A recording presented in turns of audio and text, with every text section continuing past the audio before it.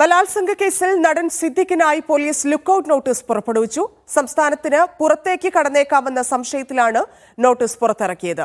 എല്ലാ സംസ്ഥാന police മേധാവികൾക്കും notice അയച്ചു നൽകി. ഫോട്ടോ സഹിതം എല്ലാ സ്റ്റേഷനിലും പതിക്കണമെന്നും നിർദ്ദേശമുണ്ട്.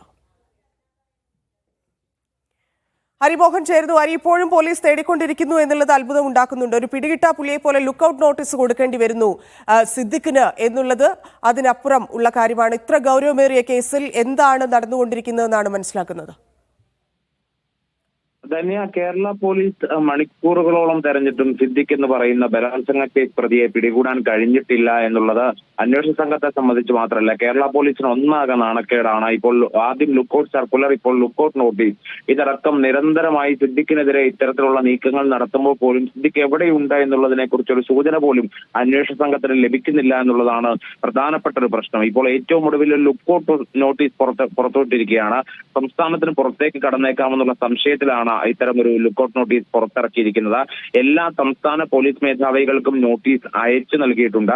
ഒപ്പം തന്നെ കേരളത്തിലെ എല്ലാ ജില്ലാ പോലീസ് മേധാവികൾക്കും നോട്ടീസ് നൽകി. ഇത് എല്ലാ ജില്ലകളിലുള്ള എല്ലാ സ്റ്റേഷനുകളിലും ഫോട്ടോ സഹിതം പതിക്കണമെന്നുള്ള നിർദ്ദേശം കൂടി നൽകിയിട്ടുണ്ട്. സിദ്ദിഖിനെ കുറിച്ച് എന്തെങ്കിലും വിവരം ലഭിക്കുന്ന ആളുകൾ തിരുവനന്തപുരം സിറ്റി പോലീസ് കമ്മീഷണർക്കോ തിരുവനന്തപുരം റേഞ്ച് DIGയോ അല്ലെങ്കിൽ തിരുവനന്തപുരം നർക്കോട്ടിക് സെൽ അസിസ്റ്റന്റ് കമ്മീഷണറെയോ തിരുവനന്തപുരത്തെ മ്യൂസിയം പോലീസ് സ്റ്റേഷനിലോ വിവരം അറിയിക്കണം എന്നുള്ള നിർദ്ദേശമാണ് പ്രത്യേക അന്വേഷണ സംഘം നൽകിയിരിക്കുന്നത്. ഇത് പ്രകാരമാണ് എല്ലാ സംസ്ഥാന പോലീസ് മേധാവിമാർക്കും നോട്ടീസ് നൽകുന്ന ഒരു നടപടിയിലേക്ക് കടന്നിരിക്കുന്നത്.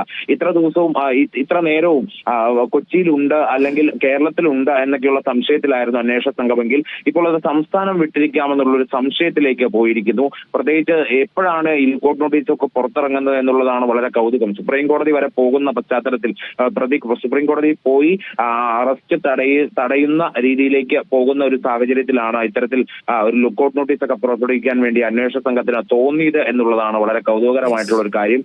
എന്തായാലും ഇനിയിപ്പോൾ ഇതുമായി ബന്ധപ്പെട്ടുകൊണ്ട് സുപ്രീം കോടതിയിൽ മുൻകൂർ ജാമ്യാപേക്ഷ നൽകിയിട്ടുള്ള സിദ്ദിഖ് എങ്ങോട്ട് കടന്നു കഴിഞ്ഞാലും അന്വേഷണ സംഘത്തെ സംബന്ധിച്ച് ഇനി അറസ്റ്റ് ചെയ്യുക എന്നുള്ള ഒരു വലിയ വെല്ലുവിളിയിലേക്കാണ് പോയിക്കൊണ്ടിരിക്കുന്നത്. കോടതി അത് പരിഗണിക്കാൻ വേണ്ടി മാറ്റിവെക്കുകയോ ഫയൽ സ്വീകരിക്കുകയോ ഒക്കെ ചെയ്തു കഴിഞ്ഞാൽ അറസ്റ്റ് നടപടികളിലേക്ക് കടക്കാൻ ഇനിയിപ്പോൾ അന്വേഷണ സംഘത്തിന് ബുദ്ധിമുട്ടാവും. നിയമപരമായി പ്രശ്നമില്ലെങ്കിൽ പോലും ഒരു കീഴ്വഴക്കത്തിന്റെ അടിസ്ഥാനത്തിൽ സുപ്രീം കോടതി പോലുള്ള ഒരു പരമോന്നത കോടതിയിൽ ഇത്തരത്തിൽ ഒരു മുൻകൂർ ജാമ്യാപേക്ഷ നൽകിയിരിക്കുന്ന സാഹചര്യത്തിൽ അറസ്റ്റ് വേണോ എന്നുള്ള കാര്യത്തിൽ അന്വേഷണ സംഘം ഇപ്പോഴും ഒരു തീരുമാനം അതിനുള്ളൊരു സമയം പോലീസ് തന്നെ ഈ അന്വേഷണ സംഘം തന്നെ കൊടുത്തു എന്ന് മനസ്സിലാക്കണ്ടേ?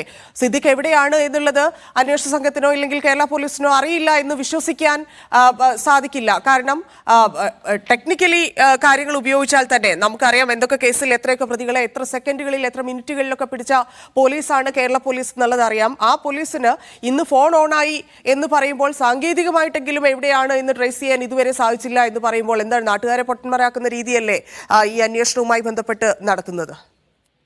അതന്നെ ഇതിന് തുടക്കം മുതൽക്ക് അത് തന്നെയാണ് സംഭവിച്ചുകൊണ്ടിരിക്കുന്നത്. സാധാരണഗതിയിൽ ബലാത്സംഗ കേസിലെ ജാമ്യം കിട്ടാത്ത വകുപ്പുകൾ ചുമത്തപ്പെട്ടിട്ടുള്ള ഒരു പ്രതിയെ കൃത്യമായി നിരീക്ഷണത്തിൽ വെക്കുക എന്നുള്ളതാണ് അന്വേഷണ സംഘം ചെയ്യേണ്ടുന്ന ഒരു പ്രധാനപ്പെട്ട ഒരു കാര്യം. അതിനുവേണ്ടി സ്പെഷ്യൽ ബ്രാഞ്ച് സംഘമാണ് സാധാരണ എല്ലാ കേസുകളിലും ഇത്തരത്തിൽ നിരീക്ഷണത്തിൽ വെക്കാറുള്ളതും.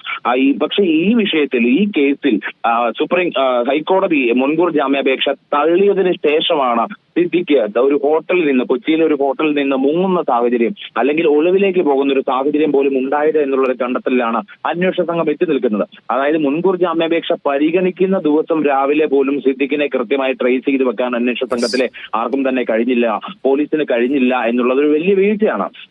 അതിനെ തുടർന്ന് പിന്നീട് നടന്ന അന്വേഷണങ്ങളിലും അത് തന്നെയാണ് സംഭവിച്ചിരിക്കുന്നത്. സിദ്ദിഖ് സുഹൃത്തുക്കളോടൊപ്പം പോയി എന്നുള്ള വിവരം ലഭിക്കുന്നു.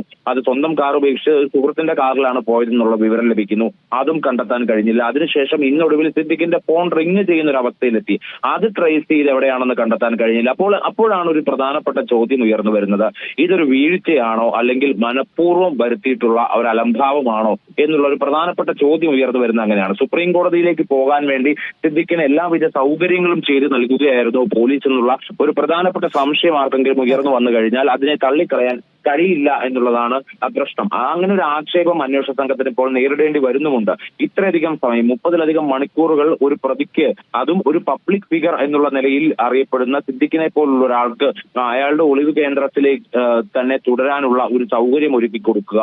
അതിനുശേഷം ഇപ്പോൾ ലുക്കൌട്ട് നോട്ടീസ് പുറപ്പെടുവിച്ചുകൊണ്ട് ഒരു ആരെങ്കിലും അതൊരു പ്രഹസനമാണെന്ന് പറഞ്ഞാൽ പോലും അതിൽ അത്ഭുതപ്പെടാനില്ല. അല്ലെങ്കിൽ അത് അക്കാര്യം നമുക്ക് തള്ളിക്കളയാനും കഴിയില്ല. കാരണം നിരന്തരമായി ഇത്തരത്തിൽ ആദ്യം ലുക്കൌട്ട് സർക്കുലർ ഇറക്കുന്നു വിമാനത്താവളങ്ങൾ വഴി. അതിനുശേഷമാണ് ഇപ്പോൾ ലുക്കൌട്ട് നോട്ടീസ് പുറപ്പെടുവിക്കുന്നത്. ഇതിനിടയിൽ തിരുവനന്തപുരത്ത് മ്യൂസിയത്തിൽ നിന്നുള്ള CA അടക്കമുള്ള സംഘം കൊച്ചിയിലേക്ക് തിരിക്കുന്നു. കൊച്ചിയിലുണ്ട് എന്നുള്ള വിവരത്തിന്റെ അടിസ്ഥാനത്തിലാണ് കൊച്ചിയിലേക്ക് അത്തരം ഒരു അന്വേഷണ സംഘം തിരിക്കുന്നത്. പക്ഷെ കൊച്ചിയിലൊന്നും തന്നെ സിദ്ദിഖിനെ കണ്ടെത്താൻ കഴിഞ്ഞിട്ടില്ല.